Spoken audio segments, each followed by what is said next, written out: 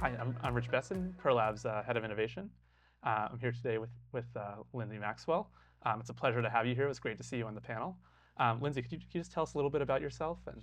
Sure. I'd love to. I am a VP at Teague, and at Teague we do a lot of projects for clients in aerospace, in tech, and mobility.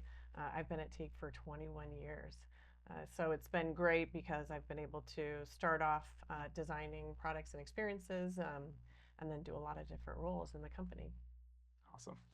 So you've probably seen a lot of different stuff come your way. Yes, I It's have. been good, bad, ugly. You've changed your approach. I don't know. I can't even imagine all the things that you've seen there. But in your time there, as you've seen kind of, we talk about products, but more their full experiences now, right? What are some things that you find drive your customer, user, loyalty at the end of the day? What drives people back to really become passionate about a product? I think what drives loyalty is repeat experiences that add thoughtfulness, add value, and add delight.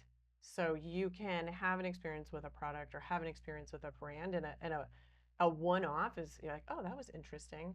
But if there's a sense of true thoughtfulness, either on the culture that it's catering to or on the problem it's trying to solve, I think you can really feel that when you're a consumer using those products or experiences, and that definitely drives loyalty. And then doing it consistently really embeds that. Do you often find with the clients and customers that you work with, um, do you find them asking for that off the bat, or is that something that you're kind of introducing to them and taking them on that journey? I find that it's more a surface level. So I find with some of our clients, you're going to get me in trouble, by the way, but with some of our That's clients, our I job. find that they understand we need to make this usable and highly functioning, but they don't understand always that next level of depth that you can take it to drive that from like to love. That true emotional connection with the product or experience, and that's always what we're trying to strive for Hmm. when we work with our clients, to get them to the next level, to not just meet table stakes, but to get them to that love level. Yeah. And I imagine in the industries that you work with, um, notoriously, maybe they're not the risk takers, right? They can't be, right? They have to be, safety is a priority, obviously, Mm-hmm. quality, Mm-hmm. repeatability, reliability, all those things. So how do you take people in that mindset to this kind of next level? How do you bring them there? You're right. A lot of the clients we work with have very complex environments that they work in, heavily regulated, from rail to space Mm. to airlines to OEMs. They all have a lot of challenges that they deal with, even in the tech industry. Everybody has their own rules and regulations that they have to abide by. So I think it's solving those underlying problems and making sure you're solving those first. So a really good example is designing for women, Mhm. and making sure, or designing for accessibility, or designing for different users, and making sure that you're really thinking about what those people need and how different their needs are, what they need to have with them, what they need to access, and then taking it a step further, and then adding those moments of delight in there, and so it's not just meeting the minimum bar, but it's Sure. actually adding an additional level. um, but that's actually why I love doing what we do, because none of that is easy. Like, I can say that, like, Yeah. the words sound great, but you have to always meet the regulations as Sure. well. You have Sure. to always keep in mind the constraints, and that's the power of design, Totally. is being able to bring those constraints in, and also really look out for those moments of delight. Yeah. In talking and working with designers for a while, I've often heard they love a constrained problem, Yeah, right? yeah. More constraint, throw more constraints my way because that's Yeah, that's don't do internal projects, because those those always take the longest.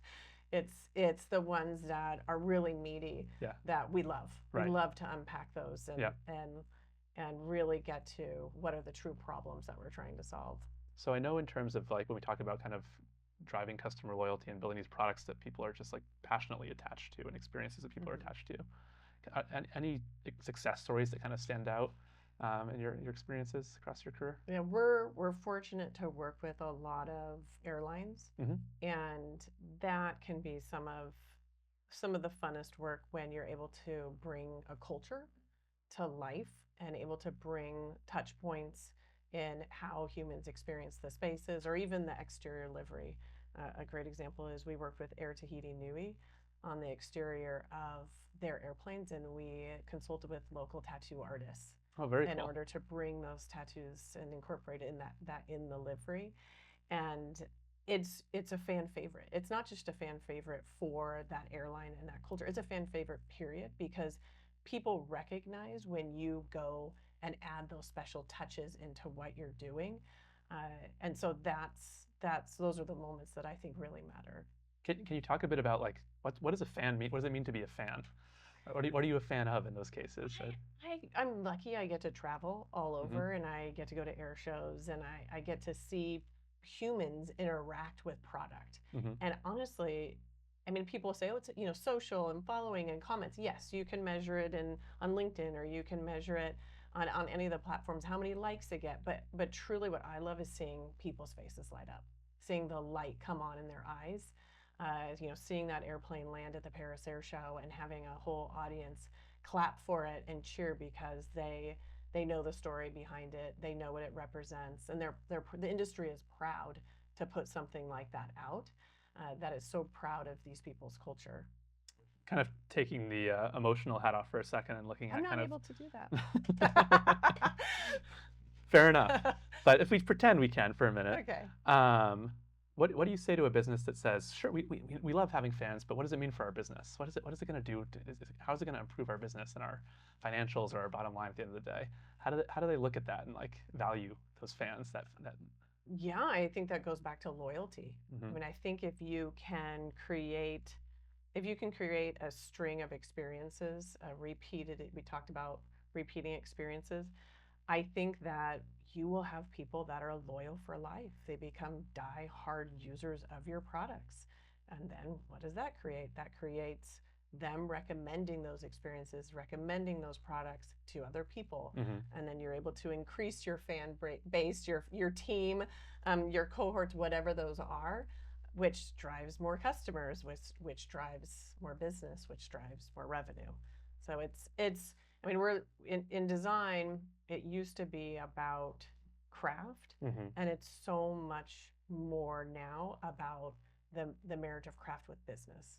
Totally. We don't exist as designers without being able to improve and differentiate our customers' business.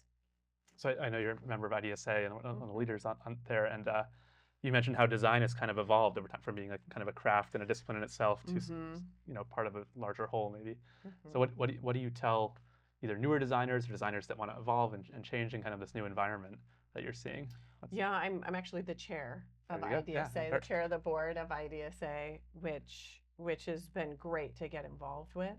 Uh, we've seen we've seen a really big transition, of course, with design over the years, and that's all about making sure that we're relevant for those new designers that are coming up, and making sure that we're helping them be successful in the environments that they interact with and the products that they design. And so a lot of that, or what I would say to new designers, is lean into being cross-functional. Mm-hmm. We no longer have, you probably know this really well, but we no longer have, you're just a mechanical designer, or you're just an industrial designer, or you're an interaction designer. All those lines really get blurred. Mm-hmm. And I think that that's great. I mean, that causes organizations like IDSA to have to reinvent themselves and consider what that means, and be able to introduce new programming in order to cater to those types of diversified skill sets. But that's what I would say is lean into that and don't be multidimensional. That's great. And how do when a company's kind of redefining itself, or if you could kind of design the perfect company that's capable of building products that people love, how do they put design, how do they get them to seat at the table? How do they enable them to do that? literally a seat at the table. I mean, it not to have design embedded deep down in the organization, but have it be at the C-suite.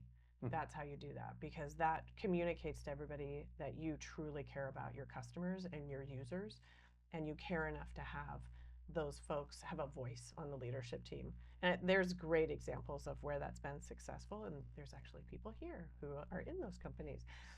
But that's where we've seen really effective products and success in the stock market. It's a proven fact that if you have design, have a seat at the table, you have a better bottom line.